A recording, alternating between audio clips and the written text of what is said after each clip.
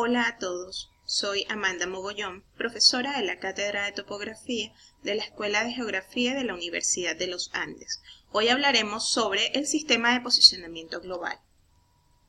Para este tema desarrollaremos el concepto, fundamentos de posicionamiento y segmentos y componentes del GPS.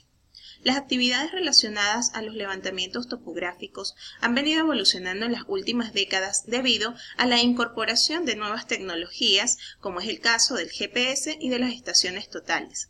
Las principales características que han modificado estos levantamientos se evidencian en el proceso de captura, almacenamiento, difusión y representación gráfica de los datos, ya que estos son incorporados directamente en sistemas de información geográficas que permiten la generación de cartografía de mayor rapidez y calidad.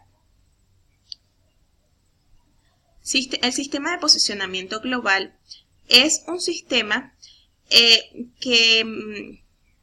que opera a través de señales transmitidas por los satélites que se encuentran orbitando alrededor de la Tierra. Este sistema es operativo tanto de día como de noche, ya que no requiere de líneas visuales despejadas entre las estaciones topográficas, ventaja que tiene sobre los procedimientos topográficos convencionales, ya que estos requieren de la medición de distancias y de ángulos para determinar la posición de cualquier elemento sobre la superficie terrestre. El GPS utiliza un conjunto de satélites que se encuentran agrupados en forma de constelaciones. Los satélites de observación terrestres tienen dos tipos de órbitas principales. Las heliosincrónicas son órbitas casi polares, donde el movimiento de los satélites es perpendicular al movimiento de rotación de la Tierra, lo que permite que capten datos e imágenes de diferentes zonas de la superficie terrestre, mientras que las órbitas geoestacionarias son órbitas ecuatoriales que se ubican a una altura de 36.000 kilómetros aproximadamente. Estas tienen un periodo orbital similar a la velocidad de rotación de la Tierra, por lo que este tipo de satélites captan datos de la misma porción de la superficie terrestre, por lo que es necesario que se complementen en constelaciones para que puedan capturar datos de la totalidad de la superficie terrestre. Fundamentos de posicionamiento con GPS. Para determinar la posición de cualquier punto, el receptor GPS debe calcular la distancia que los separa de los satélites. De esta manera se emplea la trilateración satelital, que permite determinar la posición o lugar en donde nos encontramos. Este fundamento se basa en la creación de esferas virtuales. Desde el primer momento en el que el receptor GPS capta una señal radiotransmitida por algún satélite, este genera una primera esfera virtual que envuelve al satélite. De esta manera se calcula la distancia que existe entre ambos. Posteriormente, el receptor GPS debe determinar la distancia de al menos 3 satélites más. De esta manera se genera la intersección de 4 superficies esféricas en cuyo perímetro se debe ubicar o localizar el punto a medir. Además, es necesario determinar el tiempo que demora la señal en viajar. Las ondas de radio electromagnética viajan a la velocidad de la luz en el vacío. De esta manera, se puede calcular la distancia que existe entre un transmisor y un receptor. Conociendo la posición de la órbita, la velocidad de propagación de la señal y el tiempo que demora la señal en hacer su recorrido hasta el usuario, por trilateración es posible calcular la posición absoluta de cualquier receptor que se ubique en una estación terrestre. Segmentos y componentes del GPS. Para conocer el funcionamiento de esta constelación es necesario conocer los elementos que la integran. De esta manera tenemos como principal segmento el segmento espacial, que está constituido por el conjunto de satélites que envían las señales de radiofrecuencia desde el espacio.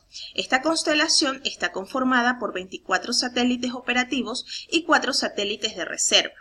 Se encuentran orbitando alrededor de la Tierra a una altura de 20.200 kilómetros aproximadamente y se distribuyen en 6 planos orbitales. En cada plano orbital se encuentran como mínimo 4 satélites. De esta manera es posible que en cualquier parte del mundo podamos observar al menos 4 satélites para determinar la posición de cualquier punto sobre la superficie.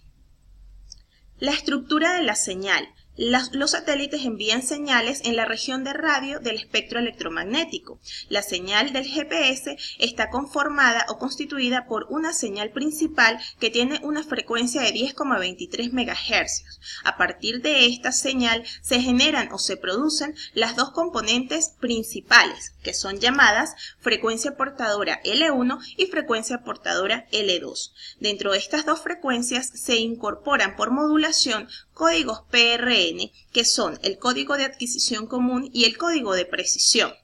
Estos códigos permiten la funcionalidad del sistema y son los encargados de enviar la información necesaria para realizar los cálculos de posicionamiento.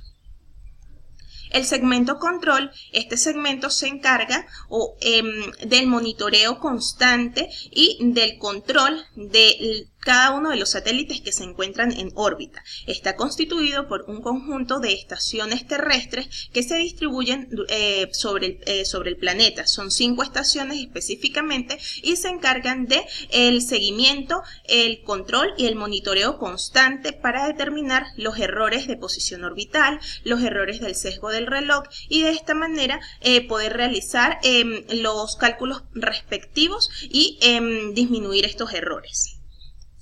En cuanto al segmento usuario, este segmento está conformado por el conjunto de hardware y de software que se utilizan para la captura y el procesamiento de las señales transmitidas por los satélites. El tipo de receptor va a depender principalmente del método de medición que se emplee y de la precisión que se requiera en el levantamiento topográfico. De esta manera tenemos 3 principales tipos de equipos GPS, que son los navegadores convencionales, los receptores bifrecuencia y los receptores monofrecuencia. De esta manera, los datos que obtenemos a través de los receptores GPS son datos espaciales que nos permiten la generación de cartografía de precisión.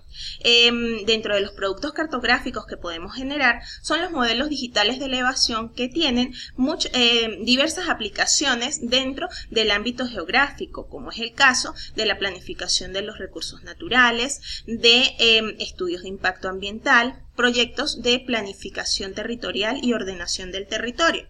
Otras aplicaciones que tienen estos receptores GPS permiten realizar levantamientos de control para proyectos con fines catastrales. Y dentro de las aplicaciones más comunes dentro de la vida diaria, estos equipos permiten la geolocalización de individuos, objetos y vehículos, entre otros.